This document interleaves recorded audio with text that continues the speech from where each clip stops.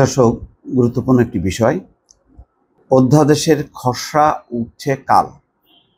বিষয়টা কি? বিষয়টা হচ্ছে রাজনৈতিক দলের বিরুদ্ধে ব্যবস্থা নিতে সুপারিশ করতে পারবেন ট্রাইব্যুনাল, আইন উপদেষ্টা জানাচ্ছেন আসিফ নজরুল। দর্শক, বিষয়টা খুব পরিষ্কার এবং ইঙ্গিতটাও মোটামুটি কারোর বুঝতে বাকি থাকে না যে এটি আওয়ামী লীগকে লক্ষ্য করেই কিন্তু এমন একটি বিষয় সামনে আসছে। কারণটা কি? কারণ হচ্ছে গণহত্যার দায়ে এই দলটা অভিযুক্ত। এই দলের অনেক নেতা এখন নেতারা অভিযুক্ত হচ্ছেন, দলকে অভিযুক্ত হবেন না?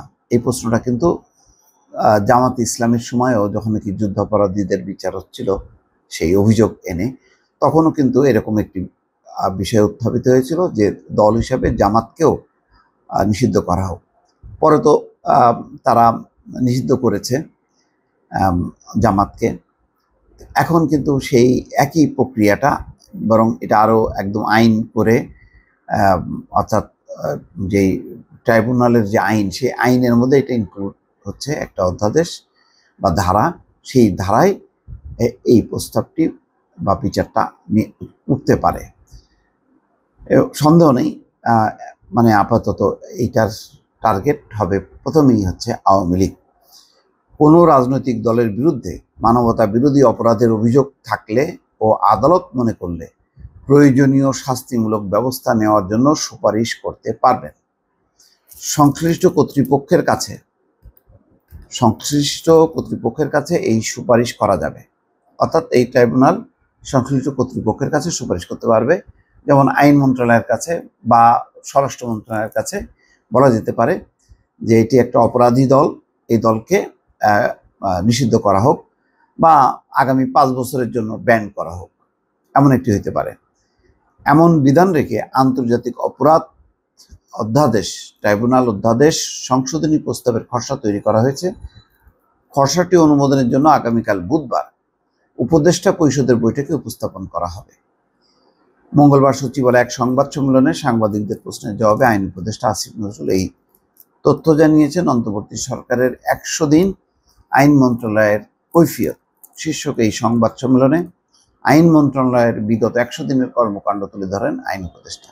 কিছু আইনগত সংস্কার কাজ করার কথা বলতে গিয়ে আইন উপদেষ্টা বলছেন, আন্তর্জাতিক অপরাধ ট্রাইব্যুনাল আইন 1973-এর কিছু মারাত্মক বিচ্যুতির কথা দেশি বিদেশি মানবাধিকার সংগঠন বলেছিল, সুশীল সমাজও বিভিন্ন সময় বলেছিল। সরকার যখন এটিকে সংস্কারের উদ্যোগ নিল, তখন সরকার চেয়েছে বিচারটি যেন দেশীয় এবং বৈশ্বিক পর্যায়ে গ্রহণযোগ্য হয়, একই সঙ্গে এর মাধ্যমে যেন সুবিচার নিশ্চিত করা হয়।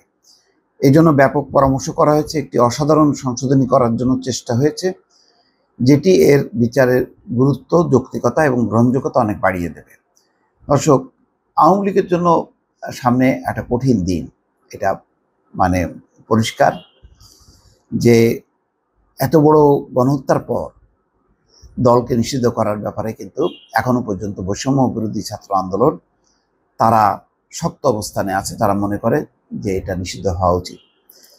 বিএনপি প্রকাশ্যে তারা চায় না যে একটা দল আর একটা দলকে নিষিদ্ধ করার কথা তারা বলুক বা দাবি জানাক, কিন্তু আইনগতভাবে যদি ওঠে এবং এটা যদি ট্রাইব্যুনালের অংশ হয়, তাহলে এটার বিরোধিতা করার কিছু নেই। ফলে বিষয়টা এখন সেই দিকেই যাচ্ছে বলে মনে করা হচ্ছে। দর্শক, ভালো থাকবেন। আল্লাহ হাফেজ।